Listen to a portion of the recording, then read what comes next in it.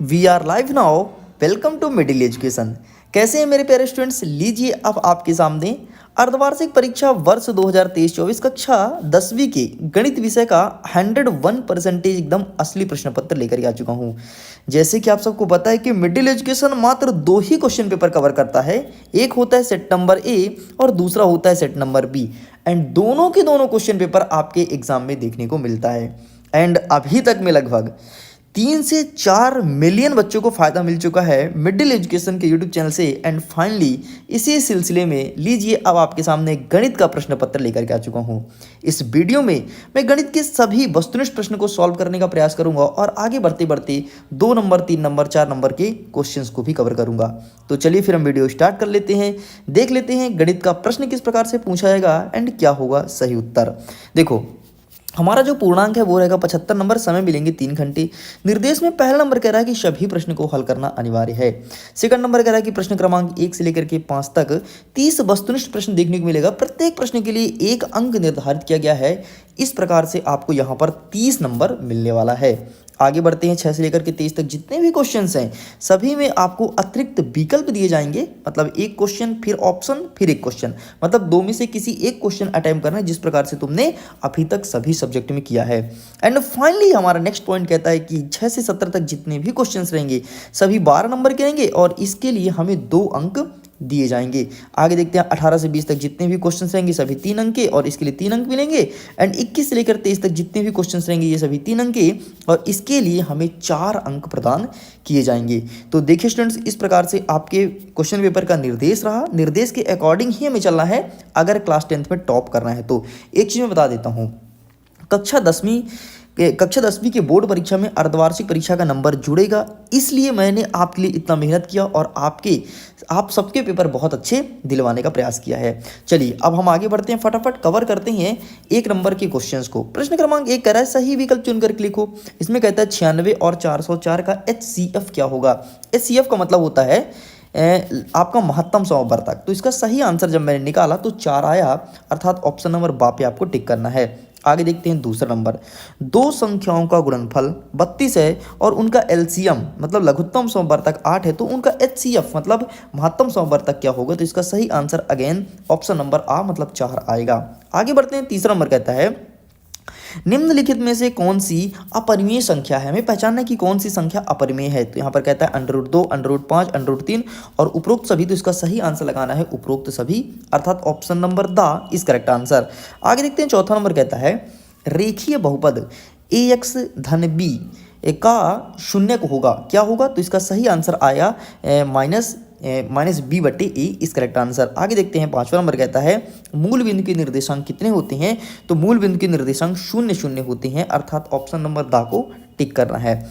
आगे बढ़ते हैं। 6वां नंबर कहता है निम्न में से कौन सी केंद्रीय प्रवृत्ति की माप है। तो इसका सही आंसर आपको ऑप्शन नंबर आ माध्य को टिक करना है। ठीक है, ये इसका सही उत्तर है। आगे बढ़ते हैं। प्रश्न क्रमांक 2 कह रहा है रिक्त स्थान की पूर्ति कीजिए। इसमें पहला नंबर कहता है दो बहुपद का गुणनफल एक डैश डैश होता है। तो एक क्या होता है, दो बहुपद का गुणनफल एक बहुपद होता है, अर्थात इसमें बहुपद लिखना है।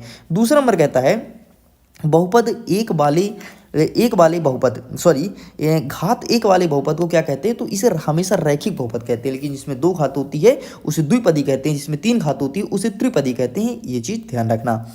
तीसरा नंबर कहता है समीकरण 2x धन 3y बराबर k में यदि x का मान 2 दिया है और y का मान 1 दिया है तो k का वैल्यू हमें फाइंड करना है। मतलब सिंपल सा बेटा, जहां पर x लिखा है ना वहां पर x का वैल्यू पुट कर दो और जहां y लिखा है वहां पर y का वैल्यू पुट कर दो और सॉल्व करो। सॉल्व करने पर आता है 5, मैंने सॉल्व करके देखा है। एंड फाइनली आपको यहाँ पर 5 भरना है। देखिए सभी पेपर की तरह अगर आप गणित में टॉप करना चाहते हो, क्योंकि गणित बहुत सारे बच्चों को कठिन लगता है, तो गणित में टॉप करना चाहते हो तो केवल और केवल मिडिल एजुकेशन को फॉलो करो। आपको पता है मिडिल एजुकेशन जब भी आता है तबाही मचाता है और डेफिनेटली आपकी स्कूल में भी यही पेपर देखने को मिलता है। आगे देखते हैं। चौथा नंबर कहता है किसी द्विघात समीकरण के अधिकतम डैश डैश डैश मूल होते हैं। तो किसी दो घात समीकरण के अधिकतम 2 मूल होते हैं। ठीक है, क्योंकि समीकरण कौन सा 2 घात है। अगर त्रिघात समीकरण होता तो कितने मूल होते, है ना।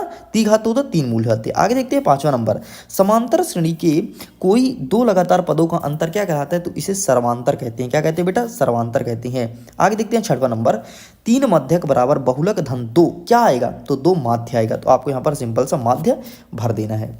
तो इस प्रकार से प्रश्न क्रमांक 2 तक के सारे प्रश्न और उत्तर को हमने कंप्लीट कर लिया। आगे बढ़ते हैं, प्रश्न क्रमांक 3 कह रहा है सत्य और असत्य बताइए। चलिए देख लेते हैं किस प्रकार से प्रश्न पूछा गया है। पहला नंबर कहता है किसी घटना की प्रायिकता 1 से अधिक नहीं हो सकती, बिल्कुल सत्य है। घटना की प्रायिकता 1 से अधिक कैसे हो सकती है। नेक्स्ट सेकंड नंबर, क्षैतिज तल से ऊपर की ओर देखने पर दृष्टि रेखा क्षैतिज रेखा के नीचे अवनमन कोण बनाती है, बिल्कुल गलत है, ये उन्नयन कोण बनाती है। नेक्स्ट तीसरा नंबर, वृत्त के बाहर बिंदु से वृत्त पर 2 स्पर्श रेखाएं खींची जा सकती है, बिल्कुल सत्य है। नेक्स्ट चौथा नंबर, प्रत्येक वास्तविक संख्या एक अपरिमेय संख्या होती है, वास्तविक संख्या अपरिमेय संख्या होती है, बिल्कुल गलत है, नहीं होती। 5वां नंबर कहता है द्विघात बहुपद के अधिक से अधिक 2 शून्यक हो सकते हैं, बिल्कुल सत्य है। नेक्स्ट कहता है 6वां नंबर, 2 चरों में एक रैखिक समीकरण के अनेक हल होते हैं, बिल्कुल सत्य है। तो इस प्रकार से आपका दूसरा और चौथा गलत है, बाकी पूरे सही हैं। चलिए आगे बढ़ते हैं, सही जोड़ी को फटाफट मैच करते हैं। देखो सबसे पहले कहता है sine square 30 minus ten square 30 equal क्या, तो इसका सही आंसर आएगा 1, ठीक, 1 से मैच करना है। नेक्स्ट कहता है 2 tan theta dot cot theta बराबर क्या, तो इसका सही आंसर 2 से मैच करना है। नेक्स्ट कहता है 1 प्लस टेन स्क्वायर थीटा बराबर क्या, तो सेक स्क्वायर थीटा हो जाएगा। नेक्स्ट कहता है कॉसेक स्क्वायर थीटा माइनस 1, तो इसका सही आंसर क्या हो जाएगा, कॉट स्क्वायर थीटा हो जाएगा, ठीक है। नेक्स्ट कहता है कॉसेक 90 माइनस थीटा बराबर क्या, तो ये हो जाएगा सेक थीटा। नेक्स्ट कहता है 1 प्लस कॉट स्क्वायर थीटा बराबर कॉसेक स्क्वायर थीटा। तो इस प्रकार से ये सभी कंप्लीट होते हैं। चलिए आगे बढ़ते हैं, प्रश्न क्रमांक 5 कह रहा है कि एक वाक्य में उत्तर दीजिए। पहला नंबर कहता है कि संख्या 156 के आभाज्य गुणनखंड को लिखो। तो देखो सिंपल सा 156 का हमने आभाज्य गुणनखंड निकाल लिया।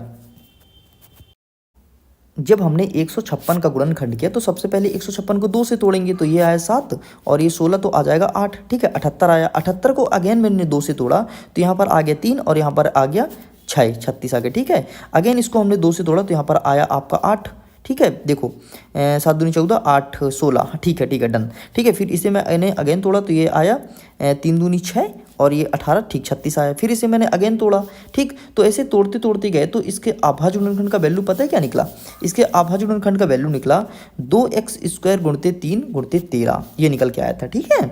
चलिए आगे देखते हैं, दूसरा नंबर कहता है त्रिघाती बहुपद की घात कितनी होती है, तो त्रिघाती बहुपद की घात 3 होती है, यहाँ पर आपको 3 लिखना है। नेक्स्ट कहता है 2 चरों में रैखिक समीकरण का मानक रूप क्या होगा, तो ax धन b बाय धन c बराबर 0 होगा। नेक्स्ट कहता है चौथा नंबर, द्विघात समीकरण ax स्क्वायर धन bx धन c बराबर 0 का विविध कर ज्ञात करने का सूत्र क्या होगा, तो इसका सही आंसर आपको लिखना है d बराबर b स्क्वायर माइनस 4ac, ये आपको लिखना है d बराबर b स्क्वायर माइनस 4ac, बस इतना लिख देना है। नेक्स्ट कहता है 5वां नंबर, किसी असंभव घटना की प्रायिकता कितनी होती है, तो यहाँ पर आपको 0 लिख देना है। नेक्स्ट कहता है 6वां नंबर क्या होगा, वृत्त के एक बिंदु पर प्रतिच्छेद करने वाली रेखा को स्पर्शरेखा कहते हैं, तो बिल्कुल हाँ स्पर्शरेखा कहते हैं, ये सत्य हो जाएगा, ठीक। तो इस प्रकार से हमने सारे वस्तुनिष्ठ प्रश्न को कंप्लीट कर लिया। आगे बढ़ते हैं, प्रश्न क्रमांक 6 कह रहा है एक संख्या दिया है 4, 16, 20 का HCF ज्ञात कीजिए, मतलब आपको लघुत्तम समवर्तक ज्ञात करना है। अथवा में कहता है कि संख्या 6 एवं 20 के अभाज्य गुणनखंड से HCF और LCM ज्ञात कीजिए। तो इन सभी क्वेश्चन का आंसर जल्द ही मिलेंगे, हम सेकंड पार्ट में उसमें कवर करेंगे। ओके स्टूडेंट्स, तो अभी आप इतना पूरा अच्छे से कंठस्थ याद कर लो। जल्द ही मिलते हैं हम सेकंड पार्ट साथ, उसमें कवर करेंगे आगे के क्वेश्चंस को। ओके, PDF को डाउनलोड करना है तो लिंक डिस्क्रिप्शन बॉक्स में जाओ, जाकर के अपनी PDF को डाउनलोड कर लो। Bye bye.